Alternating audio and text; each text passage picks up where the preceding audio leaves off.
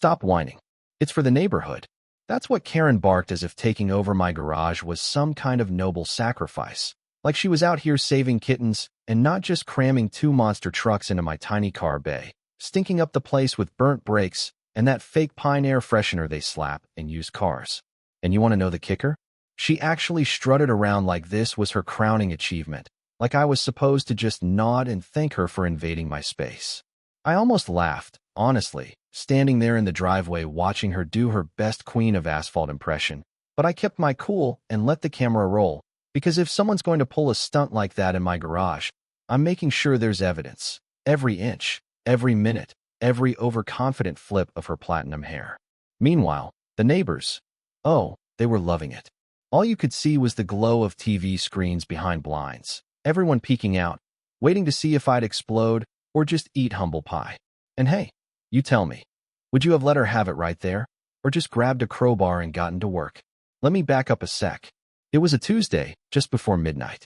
I dragged myself home from a double at the warehouse, brain fried from a supervisor training so pointless it could have been a 5-line email. All I wanted was a cold beer, maybe catch the last inning of whatever was playing on the old radio. You know that feeling? Like, just for tonight, nothing dramatic, nothing complicated. Riverside Heights isn't some ritzy neighborhood. It's just a bunch of 70s ranch houses and families who keep to themselves. At least, that's what I figured when I signed the mortgage. Decent schools, cheap enough dues, and the HOA was supposed to just deal with lawns and snow. Maybe send you a letter if your shutters were peeling. That's what the realtor said anyway. Nobody mentioned anything about emergency staging. I should have known better, right? So I pull up, click the opener on my visor like always, and then bam. The door rolls up and my brain does a double take. Inside my garage, not my car, but two behemoth pickup trucks, a Ford and a Chevy, wedged so tight you could barely fit a broomstick between them. Mud flaps, backup beeper, out-of-state tags. Not mine, not welcome. First thing that hit me was the smell. Hot brakes, cheap pine scent, that weird chemical tang you get from rental car lots. I just sat there, engine running, thinking, okay, what fresh hell is this? Maybe some mix-up, right? Maybe the last owner had promised garage space to a buddy. But then I saw it, a note, taped to my workbench in perfect block print. Emergency access drill staging. Authorized by HOA Policy Section 7-4. Vehicles will be relocated Thursday morning. Section 7-4? There wasn't even a Section 7 in the HOA rules. Trust me, I'd read every page the week I moved in. This was pure fiction, bureaucratic cosplay with a dash of arrogance. And you want to know what really got my blood boiling? Someone had installed a keypad next to my opener, straight up screwed into my drywall. Green LED blinking like it belonged in a tech startup, not a suburban garage. Without asking, without warning. Who does that? I started snapping photos, plates, vents, tire treads, the works. Safety training at the warehouse had drilled it into my skull. Document first, argue later. The trucks weren't even registered in Maryland, Georgia, and Florida. Who in their right mind runs a local emergency drill with out-of-state vehicles? So I did what any mildly paranoid, overworked American would do. I grabbed a roll of those tiny white inventory stickers from my toolbox, slapped one on every tire, tucked out of sight. If those trucks so much as wiggled, I'd know. As I'm pacing around, my phone buzzes with a calendar alert. HOA Emergency Preparedness Meeting, 9 a.m. Wednesday, Community Center. Funny, I never added that. Someone had gotten into my Google account. Now they weren't just in my garage, they were in my phone. That was almost worse. I was so fired up I started recording, just for my own records. It's Tuesday night, just got home, 2 trucks in my garage, no warning, no permission. Supposed to be gone Thursday morning. Yeah, not happening. That first night, I hardly slept. Beer in hand. Every 10 minutes I'd check the window, make sure those little stickers hadn't budged. By morning, I was running on fumes and stubbornness. Weather was that perfect, chilly Maryland fall. Good for jogging, better for righteous anger. Rebecca, my neighbor and unofficial community accountant, spotted me in the yard and waved me over. She's the sharp-eyed type who found 2 bogus fees in my mortgage docs when I moved in. I asked her if she'd ever heard of this emergency program. She shook her head, frowning. Funny you ask. Last night, I found a $1,500 expense labeled emergency drill supplies. No discussion, no vote, just buried in the quarterly budget. That's when the name dropped.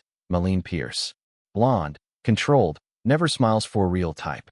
I'd met her once at an HOA meeting, big on neighborhood character and the right kind of families. She'd been pushing safety initiatives since becoming acting president, but now it felt less like, let's be prepared, and more like, let's see what we can get away with. On my lunch break, I called my insurance agent. If someone else's vehicles are in my garage, what happens if there's damage?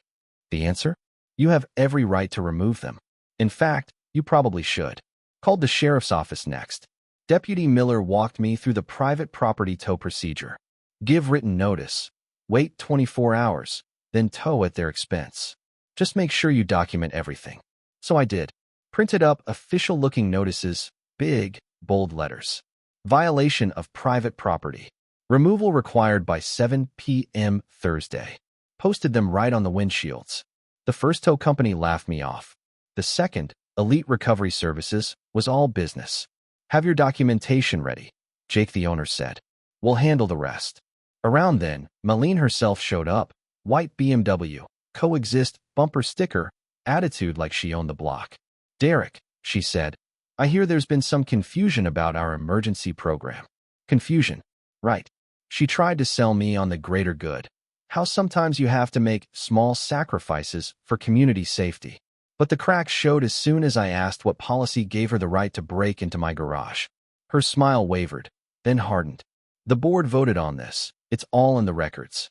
Sometimes homeowners aren't consulted on every detail. I hit record again. For the record, I said, I never consented. I want these vehicles gone. She threatened to file a complaint for lack of community cooperation. I said, you've got until 7 p.m. After that, the trucks are gone. That evening, I posted a storage fee notice, $2.50 per day, per truck. If nothing else, maybe it'd get their attention. The next morning, the neighborhood was buzzing. People walking dogs at weird hours, cars slowing down for a look. The community social group online split in two. Team HOA Safety and Team Property Rights. Some said I should just be a good neighbor. Others wanted to know why private property was being used for storage without consent. The debate got personal and ugly, fast. Around 3 p.m., Jake from Elite Recovery Services confirmed the tow appointment for 7 p.m. As the sun dropped, the tension rose. People camped out on their porches, checking the mail for the 10th time, pretending not to watch. At 6:58, the tow crew arrived, paperwork in order. No dramatic showdowns, no owners running up to claim their trucks. They loaded them up, carefully, by the book, and that's when we discovered the truth. Those emergency magnets peeled back to reveal Sunrise Hills property management logos. Stolen trucks, rebranded for a fake safety program. Rebecca, hovering nearby, muttered, "Those trucks did my neighbor's lawn last week. Different signs, same vehicles." I thought it was over, but then my phone rang. First, someone claiming to be the county emergency coordinator, angry and threatening. Then Malene herself, panicked. "You've made a serious mistake. The board will be filing complaints." The more noise they made, the more obvious it became that they were hiding something. Deputy Miller showed up, checked my photos, and nodded. Those trucks were reported stolen in Georgia. Turns out, my garage had been the unwitting storage lot for a multi-state fraud. Rebecca dug up receipts showing Malene had used HOA money to pay herself. Her company owned the trucks. The emergency program was just a cover for insurance fraud, embezzlement, you name it.